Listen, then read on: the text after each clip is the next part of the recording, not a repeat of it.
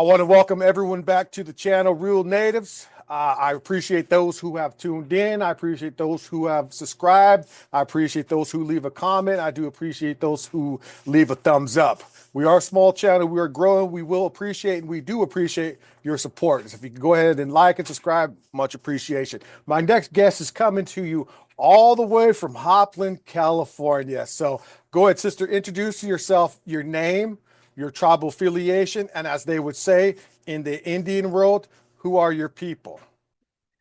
My name is Danielle Harjo, and I am Pomo, Seminole, and Creek. My father's Gene Harjo, and he is Seminole Creek from Shawnee, Oklahoma. And my mother, her name is Loretta Harjo, and she is from Hopland. Her father is Marie Lincoln and Nelson Hopper, and I'm enrolled in Hopland, but I'm from Oklahoma and Hopland, both California. I do appreciate you taking time after your hard day at work, getting to sit down and do the interview. So let's talk about what was it like growing up on or off the reservation. So go ahead and share a little bit about your childhood up to your teenage years and to your young adult years, maybe between 18 to 35, and then to this present day.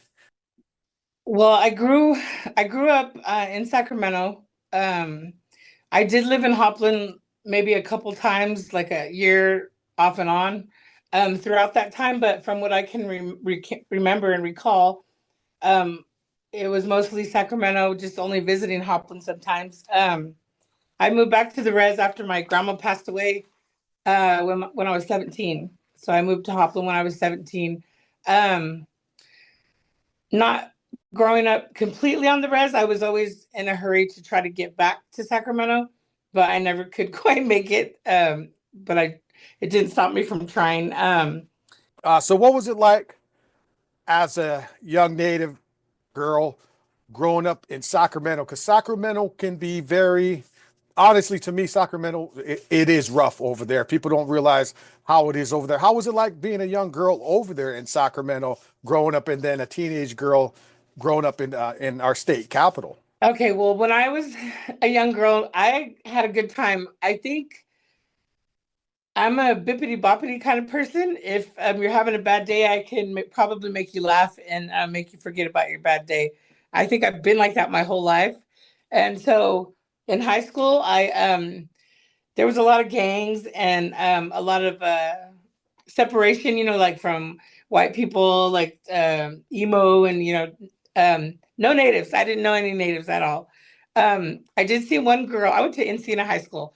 And I remember there was this one girl, and the only reason I knew she was native is because I would see her wear a beaded beret. So I would like go out of my way to try to talk to her, and she was really quiet, and she kind of looked at me like I was nuts. But I tried to make friends with her, but she really wouldn't talk to me. And so everybody else, I had white friends, black friends, Mexican friends, everything, and nothing was really ever native. I had to correct a few of my teachers, because I'd be in class and they would say, we'd be learning about Native Americans, and they'd say, oh, and if you see a Native American, you will know because they have really coarse hair. It's almost like horse hair. And then I would be like, excuse me, I don't have horse hair, just kind of things like that. Or if I went out and I was with all my Mexican friends, they'd, oh, no, we were with all these Mexican chicks. And then I'd have to say, I'm not Mexican, because I'm only Indian. I'm only Native, and I'm Pomo Seminole Creek. I'm not one tribe, but I'm 100% Indian. So I would always have to correct them. I'm not. And then they'd go on with the little, oh, what? Where are you from? What do you, then with the stupid questions, where do you guys live in? Like if we're different or something like that. But besides all that, on the kind of negative aspect, we all did the same drugs and we all, smoked everything the same. So I was like, what's the difference? I'm just another person. But other than that, I had a pretty good time. I had a wonderful time. I would always try to go back, but I didn't start having any kind of problems until I moved back to Ukiah and to move back to Hopland. I moved back to Hopland when I was 17 and went to high school. Had all kind of enemies. I don't know where they came from. I don't even know where it began, but I had no friends, zero friends. And I think the only friends I had were the guys from the res and some of my cousins that I went to school with. But other than that, the other girls, they hated me. I don't know why, but yeah, I think the first time I ever got in a fight and all that stuff was in Ukiah, and I was like 17. So it was negative when I came back. It was a bad experience. Um, so I was always trying to go back to Sacramento, but you know, growing up through all of that and not having you know, too many friends and stuff like that, it makes you kind of it didn't make me like mean or anything. It just kind of made me a little bit to myself because I was always just only around my cousins, you know, my close cousins. And but I just stayed away from, you know, just my mom just told me to never go around the reses by myself, you know, don't go. Um and so I never did. I just kind of stayed in Hopland. Cuyahoga Valley, I have a lot of cousins in Cuyahoga Valley that I used to go around with. And um that was through the early 20s. No, through the early till I was a mom. I became a mom when I was 21, and then another time when I was 22. My girls, I have six daughters. Two of them are with Blake Smith. My first two daughters. I had my third daughter when I was 31. Um, and her father is Janoku Hoagland, and so her grandpa is Mudcat, and you know, everybody knows Mud, but that's her grandpa. And um, my other daughters have Charlie Whipple is their dad, and I feel like I've raised them all on my own, but I feel like it's been a really hard. It's been really hard, but somehow it's been really I don't know how I would describe it. It's really it's a beautiful thing when you grow up and you have good kids and they're good people. So when that comes after all the struggling, it's like it's worth it, you know. And as far as culturally, I would say I really never grew up with a culture. I don't remember seeing pomo dances until I was like 18. I think this is the first time I ever seen um, dancing. And I'm really glad that it's everywhere now, you know. And I always tell my kids, you guys don't know how lucky you are to have, you know, good people to show you and to take you places and things like that, because I didn't have any of that. And I think it really grounds kids spiritually. We're not You don't have to go to church and stuff like that, but I think everybody needs some spirituality. And then all the kids having dances and stuff now, I think it's starting to bring that back. And so they can always pray, you know, and they understand that it's um not going, they don't have to go to church, but we have our own church, you know, when we go around the house or whenever you want to dance or, you know, things like that. So um I do appreciate your honesty for coming out and sharing the stories. And you know, a lot of us natives, we are quiet people, and for us to share, we'll talk, but then we really don't want to share too much. You know what I mean? But at the same time, it's good to tell your story and let other people know what you had gone through. And you know, share the experience, strength, and hope. So you had earlier, you had mentioned that you had experienced in some drug use. If you don't mind yeah. sharing with the audience, what did you dabble in, and about how old were you when you first started, and then a little bit about when did you stop, and then any words of encouragement to help people that may be struggling going down that road of addiction Okay. or alcoholism. So my experiences with alcohol and drugs started when I was 15. uh I was in Sacramento, and my cousin gave it to me. And because I was feeling bad, I was just feeling depressed, and she said, "Oh, this will make you feel better," you know. So she gave me methamphetamines when I was 15. And I really never quit until I went to rehab like 11 years, 12 years ago. And even when I got out of rehab, I struggled with addiction, and I would feel really shitty about myself. And I have my counselors and stuff would tell me, when you fall off or when you stumble on a line, instead of someone saying, "Oh, you on the wagon," whatever, however they want to say it, she said, just imagine yourself walking on a straight line. Sometimes you stumble and you fall, one leg comes off or something. And she said, but as soon as you find your balance, you know, you can do it. Just you'll keep balanced. But I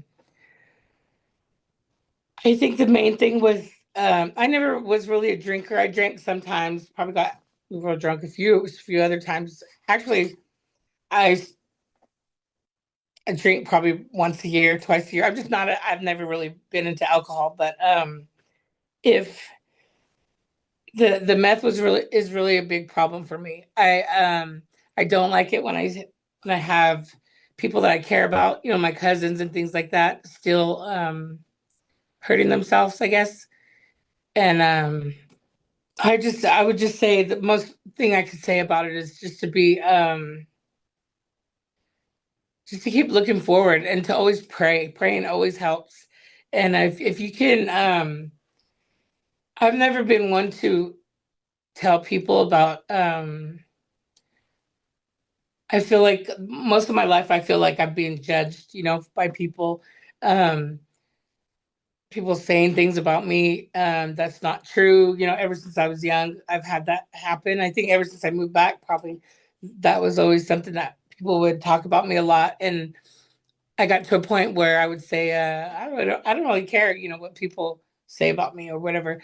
But when it comes down to it, and you think about it, you do care. You know, you don't want people to think things about you, because then when you try to, this is to this day the hardest thing for me is to go somewhere and feel like I don't fit in. Um, so there'll be people like, okay, so say I know somebody in my addiction and they're clean and sober as well now, but then if I see them somewhere and they're with a group of people, um, I don't feel like they're welcoming. You know what I mean? Like, come talk to us, So I'm always at a place where I'm gonna go get my cousin because she loves me, but she's still in her addiction. But I'm not gonna judge her because, she's not gonna always be like that, but I don't even think of her like that. But I would say the hardest thing for me is to feel like I deserve to be somewhere um where people aren't looking down at me, because I was a pretty bad girl at one time. And so I feel like people remember that everywhere I go. And even though I don't want them to, I'm just waiting for the day that the good overdoes the bad. You know what I mean? Where I'm known for good things rather than bad things. And maybe they don't even look at me and see bad things. I just think that on my own, because a lot of self, a lot of down things that people that you think about yourself is in your own head, not everybody else's. So, maybe that's it too. I don't know, but I'm not going to go ask everybody. That's just how I feel. Sometimes maybe I feel like I don't deserve it yet. Maybe that's it. So maybe I just talked it in my own head. But I would say that's the number one thing that I have a difficulty with now, after the addiction thing. Again, I do appreciate you taking time out and sharing that. And I have this model that I live by. Everybody has a secret, or everyone has been through something. I don't care if it's pot, alcohol, wine, liquor, speed, heroin, crank, um, oxy, codeine, Vicodin, perks. There's somebody has a vice. Even it could be as simple as a cup of coffee. We all have a vice. It could be cigarettes. I myself don't do anything, you know, maybe coffee, but the rest of the stuff, I don't do anything. and I walk the, straight line, and I do the best I can for myself. And I remember growing up, uh, people would talk to me that never had that life experience.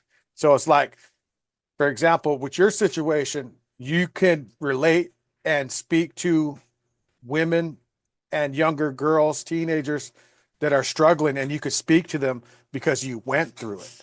That's Yeah. a lot reliable, relatable instead of somebody reading a book that has their degree that's doing it textbook. You know what I mean? They haven't gone through it. They haven't, experienced it. They haven't lived it. So how can they relate? You know what I mean? So it's people that have gone through stuff that's able to relate and help each other. And that's why I'm big on, it's called peer-to-peer support. It works. There's a bigger success when it's peer-to-peer support helping each other instead of a counselor that has a caseload that has an hour to just hear you and then on to the next. But your peers are the ones you're hanging with, and it's a bigger success rate.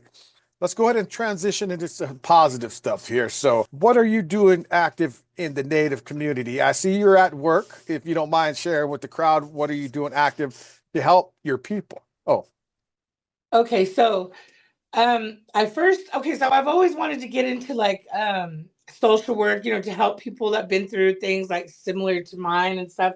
So when I moved back from Oceanside, my tribe gave me a job. I worked for Hopland as the domestic violence advocate, and I'll always be thankful for them, hiring me for that because it made me. I went through so many trainings and so many things, and it made me kind of develop like which way you want to go with, different train, different avenues and stuff. So um, after I worked there, I worked for Pinoleville for a short time, and they did the MMIP. I worked for the MMIP grant, and I totally loved that job. That was my favorite, and that gave me. If I was younger, I would totally go back into that. I looked on the federal website, because they have a lot of jobs, for that, because that's kind of a new thing that they're doing, the MMIP. And so I looked like on the government websites and all that, but my knees are going bad already and stuff. So I did never apply because in order to fulfill those positions, you need to be able to, go out, get down on your knees and stuff like that. And I was like, I'm just too old now. But if I could go back, that's what I would do ultimately. Now I'm currently working in Coyote Valley. I do the Native Connections grant. It's suicide prevention and um, substance abuse awareness. I I really like my job. It's for youth ages 10 to 24, but I don't turn any kind of age, away because everybody needs, help at some time or another. Um, I do classes. I don't do the classes, but I put them on here. And so like this past month was Nick Garcia, he did the top knot class, and then I have a friend that he's a good friend. I don't know if Ernest Ace is his name. He's clean and sober, and so I try to go out and find my clean and sober friends to come and to reach out to them to come and do the community, to do things, so they're kind of just stay at home and they're clean, you know what I mean? But I try to go out and get them and bring them in so they can just start to enjoy other things, because we all feel the same, like we're waiting for the good that we do to overtake, so nobody sees the bad anymore. So this new class that's going to be in February is my friend Ernest, and he's been sober for quite a while now, and he's going to do a beading class. He beads really good, so he's going to bead whatever we want to bead. Just earrings, whatever it is, he can do it. So he'll be doing that in February, and then like we're gonna. Well, my goal for Coyote Valley is to every month do a part of a regalia, so that when they have their big time, maybe they can come out with their group, because I don't think they have one right now. But I can't talk too much on their their tribal stuff because that's their tribe, you know. But that's my goal for them, and and just be here for the youth. And so on a different positive thing that I am really that I have really in my heart, it's not grant or nothing like that, but it's sexual abuse for the kids, the youth, for adults, anything. I have a really big belief that if we can heal our men, that it would fix a lot of things within our tribes and stuff, because our men are supposed to be our protectors and our leaders and stuff, and I don't feel like that's what happens anymore, you know. So I went to a training this past week, and I'll just go briefly over it really quick. He talked about how he was sexually abused and exploited from the time he was 11 to 14. And he was going over stats, and the number one for sexual assaults was Native American men. And it was really shocking to me. And men should be able to reach out, ask for help. They should be able to talk about things. I know they're not as verbal as women. You know, women are different, but there's got to be some way that we can start healing our men. You know, whether it be sexual abuse, whether it be abandonment, whatever it is. I think that's where we need to start, is by healing our men, and then they'll stop doing all the other things that goes in one big circle. You know, because I know that we focus a lot on, say, helping domestic violence, you know, helping the women, you know, their families. We focus on, you know, kids, you know, helping the kids. Okay, but you don't ever hear anything that is for our men, you know. Let's get stuff together that can help our men and help them learn how to reach out, you know, and different things like that. So Thank you for your services and for what you do for the relatives up there in that valley. And it's something that's innovated, and I like that, the fact that you're bringing in people that have the knowledge and have the experience, and then you're placing them in position to be carry on that knowledge, and at the same time keep their sobriety going. You know what I mean? And making them feel part of something, because that's what human nature. We all want to belong to something. We all want to belong to someone. We all want to be a part of something.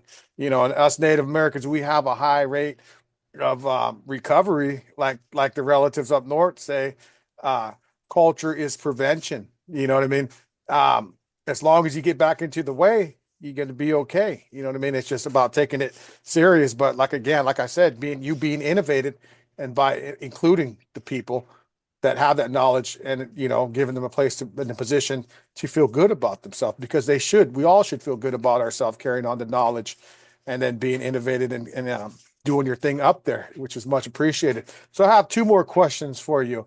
Any words of wisdom to your future generation when we make that spiritual journey? Your great grandkids, your great great grandkids, your great great grandkids. You know what I'm saying? Anything yeah, that you want to tell them when they're going to come back and watch you?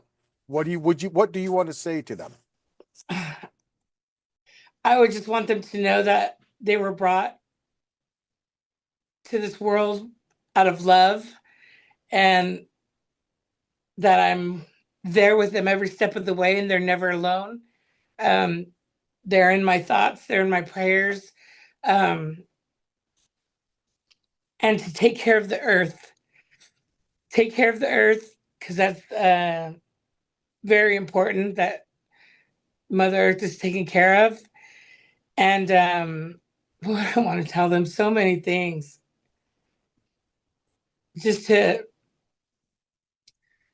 be real, and to love themselves, and to be always be authentic. You know, don't hide behind anything, and don't be a liar. Last question. So at the end of the day, when it's all said and done, we're all going to make that journey. We're going to make that spiritual journey. When they say, Danielle, what do you want to be remembered for? I want to be remembered for my kindness, for always helping everybody and doing the most that I can to make people happy and to make the world a better place to be in. I would say for myself. Right on. I do appreciate you taking time. Again, I can't emphasize that enough. I want to thank everyone for tuning in. We do appreciate your time as well. So if you haven't already, go ahead and hit that like button. You made my brain go. Now I'm just, sensitive. No. And that's the point. It's real natives talking that real conversation, because at the end of the day, we want to leave this world in a positive way. Yeah, everyone stumbles and makes a mistake. And like you stated, everyone falls off that line, but you get back on that line and walk a straight line, everything's going to be okay. So again, I appreciate everyone tuning in. Like and subscribe. Everyone be safe. And if you haven't, tell those that you love them. Life goes by way too fast. Yes, it does.